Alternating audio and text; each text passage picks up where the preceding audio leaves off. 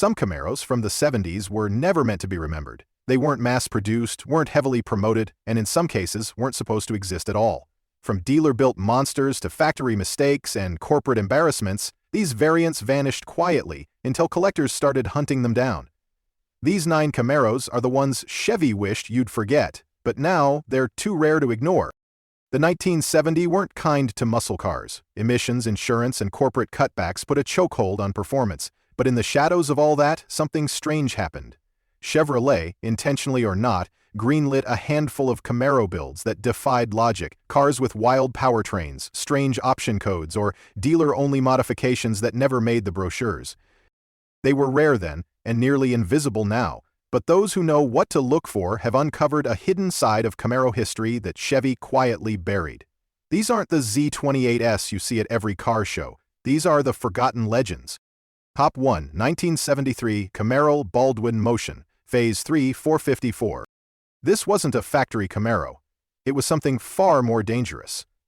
Born from a loophole, built by madmen, and banned by the government, this 1973 Baldwin-Motion Phase III 454 was the final blow in the street war era. At the edge of legality, Baldwin, Chevrolet, and Motion Performance collaborated to offer something GM refused to build: a Camaro stuffed with a fire-breathing 454 big block. But this wasn't your basic LS5. Customers could walk in, order a Phase 3 build, and walk out with a dyno-tested 500-plus horsepower monster, fully street-legal, with a written guarantee of 11-second quarter mile. Externally, the Phase 3 looked like a racing reject sent to the streets: wild hood scoops, motion striping, traction bars, and Krager mags. Inside, it kept factory simplicity but added Stewart Warner gauges, custom badging, and all-black aggression. Power came from a hand-tuned LS7 or L88 spec 454 V8, mated to a Muncie 4-speed or turbo 400, 0 to 60, estimated under 4.5 seconds. Quarter mile? High 10s if you dared. Only a handful of 73 builds were made estimated under 10 units before the EPA and DOT cracked down on the operation. In 1974, Motion was forced to dial back. The Phase 3 454 was too wild, too loud, too fast for the government. It became the last of its breed, outlaw-built and outlawed for real. Today, if you can find a real one, expect to pay over $400,000 if the VIN, dyno sheet, and paperwork line up. Most Phase 2Is are clones. Originals? Museum-grade holy grails. But while Baldwin-Motion built speed through rebellion, the next Camaro did it through corporate secrecy, packing a factory 427 so potent it had to be hidden behind an innocent RPO code. Top 2, 1969 Camaro Copo Zell 1. This Camaro wasn't meant for the streets or even the showrooms. It was a corporate ghost, created through a backdoor order system and armed with the most expensive engine Chevrolet had ever built. In 1969, drag racers like Fred Gibb wanted more than the L78's 396. They needed an all-aluminum beast that could run NHRA Superstock without swapping blocks.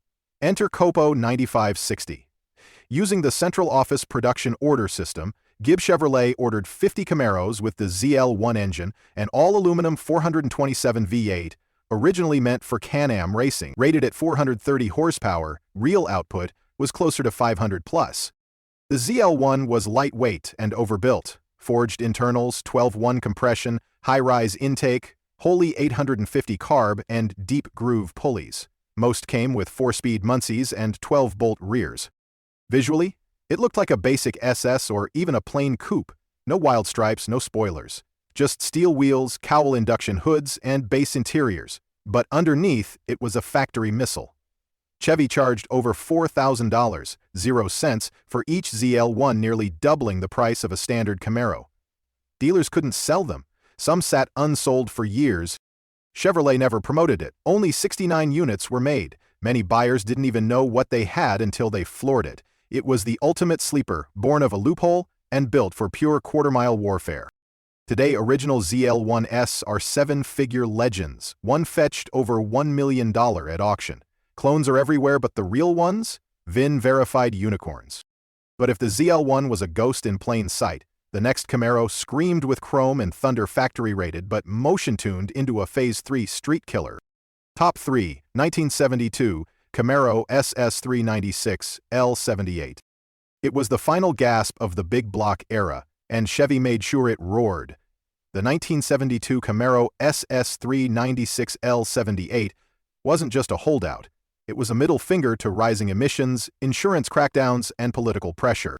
Chevrolet quietly reintroduced the L78 option for 1972, available on the Camaro SS package. It packed a detuned but still brutal 396 cubic inch 6.5 L V8, factory rated at 240 net horsepower. On paper, it seemed tame, but real output hovered near 300-plus horsepower gross, with enough torque to make rear tires cry. Paired with a close ratio Muncie 4-speed and a 3.73 POSE rear, this Camaro could rip 0 to 60 miles per hour in under 6.5 seconds, impressive for a 1972 smog-era machine. Outside, it looked restrained: rally wheels, blacked-out grille, SS badging, and optional dual stripes. The interior was bare-bones muscle, bucket seats, 130 miles per hour speedo, and not much else. And yet, it was disappearing fast. Only 970 units were produced with the L78 in 1972. Many were street-raced, thrashed, and forgotten. Here's the kicker: 1972 was the last year you could order the L78 in a Camaro ever. After that, the 396 badge died off completely, replaced by neutered 350S and tightening regulations. Surviving examples are rare, undervalued, and often misidentified, but collectors have started waking up. Original SS396 L78 cars with matching drivetrains now fetch $75,000, 0 cents, with prices climbing fast. But if the L78 was the last of the big block bruisers, what came next was leaner, meaner, and tuned with Trans Am in its blood. A Z28 that roared louder than ever. Top 4 1972 Camaro Z28 LT11. The 1972 Z28 looked like a shadow of its former self. No racing stripes in your face, no SCCA trophies in the trunk. But under the skin, it was still breathing fire, quietly. By 1972, the Trans Am racing connection was fading, and the Z28 had lost its swagger in the public eye. But enthusiasts knew the secret. The LT1 350 cubic inch V8 was still alive. Factory rated at 255 net horsepower, but closer to 350-plus gross horsepower, the LT1 was a solid lifter small block with 1101 compression, forged pistons, aluminum intake, and Holley carb, basically a race motor in street clothes. It came with a Muncie 4-speed F41 suspension and 3.73 gears. Acceleration was no joke: 0 to 60 x per hour in just over 6 seconds, with a screaming 6,000 RPM redline. Cosmetically, it wore subtle Z28 fender badges, optional rally stripes, and a blacked-out grille. The cabin was tight, purposeful, and devoid of luxury fluff. But while the performance was legit, the buyers weren't biting. Only 2,575 Z28s were produced in 1972, its lowest total in years. And here's why. Emissions regulations forced Chevy to drop the compression and kill the LT1 after 1972. The following years, Z28 would still wear the badge, but the high-revving heart was gone. That makes the 1972 Z28 a hidden legend, the last LT1 in a Camaro, underrated and overlooked for decades. Today, clean survivors can hit $60,000 to $80,000, and prices are only rising. But just 1 year earlier, Chevy built a version of this LT1 Z28 that barked even louder and had a shorter fuse. A leaner, meaner 71 was about to take the spotlight. Top 5 1971 Camaro Z28 LT1. Before emissions robbed muscle cars of their punch, the 1971 Camaro Z28 stood tall as the last purebred LT1 street warrior. No compromises, no apologies, just raw mechanical fury. Under the hood sat the legendary LT1 350 V8, factory rated at 330 gross horsepower, down from 1970, but still wielding solid lifters, an aluminum intake, Holley 780 carb, and a 6,000 RPM redline. Mated to the Muncie 4-speed and a 3.73 posi-traction rear, this Z28 launched hard and sang all the way to 60 miles per hour in just under 6 seconds. The F41 suspension package stiffened the ride, while front and rear sway bars kept it tight through corners. Cosmetic cues were subtle but menacing. blacked-out grille, rally stripes, Z28 emblems, and optional cowl induction hood. Inside the cockpit stayed lean vinyl buckets, sport steering wheel, and no air conditioning. This was a driver's car, not a poser's couch. But 1971 was a turning point. Insurance premiums skyrocketed, smog regulations loomed, and buyers started walking. Only 4,862 Z28s were sold, making this one of the rarest LT1 Camaros ever made. Today, collectors recognize it as the final high-compression, solid-lifter Z28, with auction values now exceeding $85,000 for documented examples. It's the Camaro that bridges the golden era and the downfall. But Chevy wasn't done tinkering. The year before, this 71, they'd introduced a Z28 that hit even harder and burned brighter, even if only for a fleeting moment. Top 6, 1970 Camaro Z28. LT1. In 1970, the Camaro Z28 wasn't just a sticker package, it was a street-legal track weapon. But buried in the muscle car chaos of the early 70s, the LT1-powered Z28 became one of Chevy's most overlooked monsters. The 1970 Camaro introduced a complete redesign, longer, lower, more European in shape. But under that refined fastback silhouette was raw Detroit muscle. The Z28 trim came with the high-revving LT1 350 V8, producing a factory-rated 360 horsepower at 6,000 RPM. It featured a solid lifter cam, 11-1 compression, and wholly carb atop an aluminum intake. Mated to a close ratio Muncie 4-speed and 3.731 gears, this 3,500 lb coupe could rocket from 0 to 60 in 5.8 seconds and tear through the quarter in the mid-13s. Inside, it was all business, no frills, gauges, tight bucket seats, and optional center console with Hurst shifter. Outside, you got black racing stripes, front air dam, rear spoiler, and 15-inch rally wheels. Just over 8,733 Z28s were produced, for 1970 far, fewer than people remember.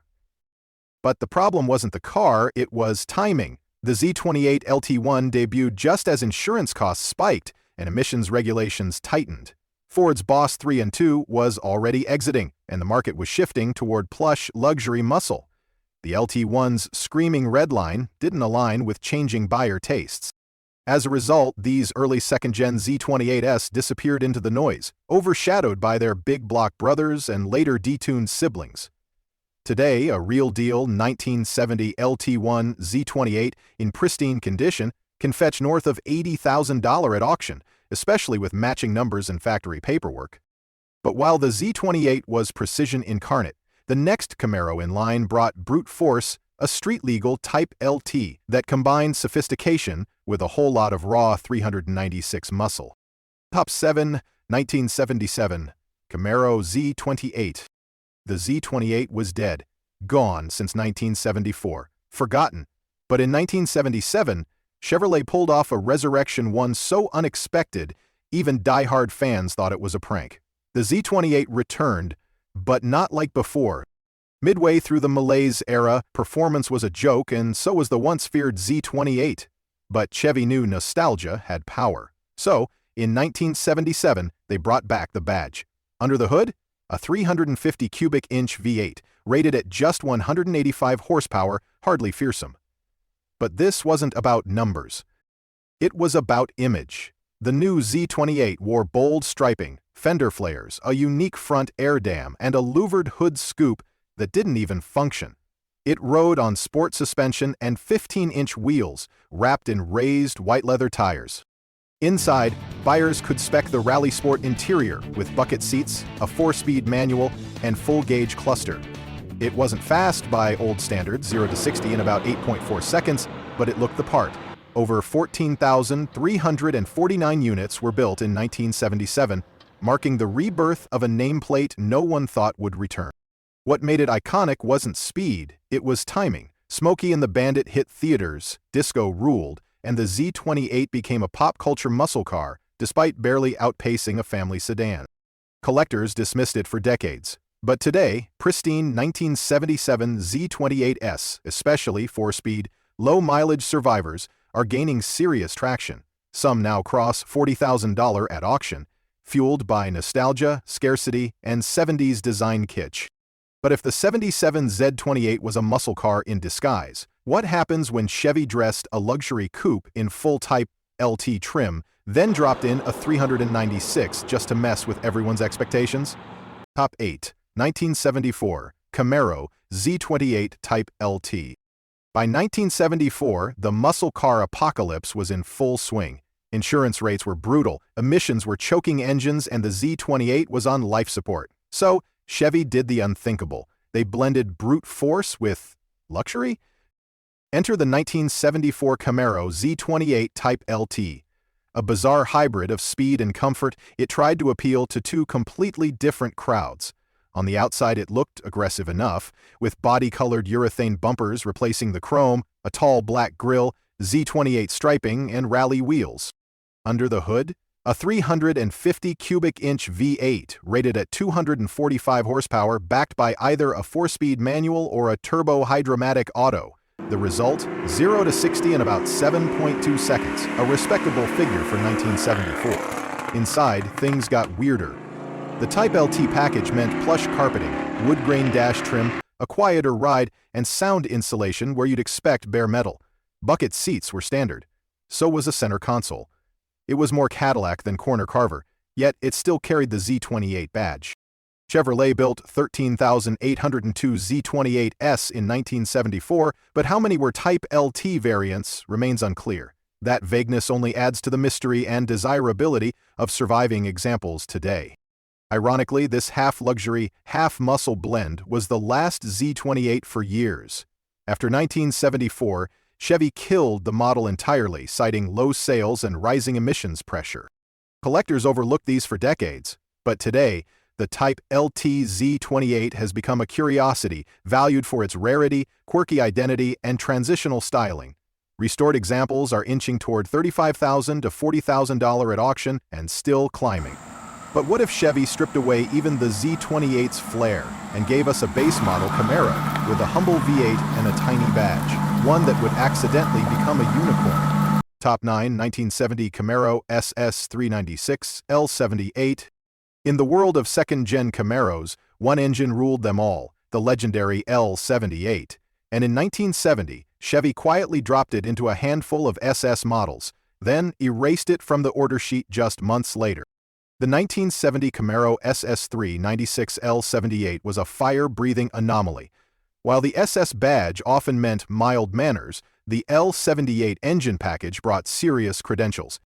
Beneath the hood sat a 396 cubic inch, actually 402 CID, solid lifter, big block V8 producing 375 horsepower and 415 pound-feet of torque, mated to a close ratio Muncie 4-speed and 12-bolt rear. With 4.1 gears, it launched to 60 miles per hour in just 5.7 seconds faster than most Hemis. Visually, it wore SS badging, sported a cowl, induction hood, rally wheels, blacked-out grille, and optional front and rear spoilers. But unlike the more dramatic Z28, the L78 SS looked almost restrained, just enough to fly under the radar.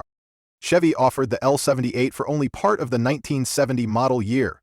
By mid-year, it was discontinued officially due to insurance pressures and low demand. Only 601,000 units are estimated to have been built, making it one of the rarest high-performance Camaros of the decade. Because it wasn't tied to the Z28 performance image, many owners drove them hard or modified them, making untouched originals nearly extinct today. Survivors now fetch well over $100,000 in concours condition. Some have even crossed the $150K mark at auctions, shocking collectors who once dismissed them as just another SS. But if the L78 was raw power in disguise, what happens when Chevy gave up on power and turned to quirky trim levels and underdog engines to survive the 70s? So next time someone tells you all 70s Camaros were slow, bloated, or just shadows of their 60s glory, show them this list. These 9 oddball builds didn't follow the rules. Some were corporate secrets, some were local dealer legends, and some were mistakes too powerful to repeat. But every single one helped shape the Camaro legacy in a way no one talks about, and that's why they matter. Which one shocked you the most? Or do you know of another forgotten Camaro that never made it into the spotlight? Let us know in the comments before Chevy buries it again.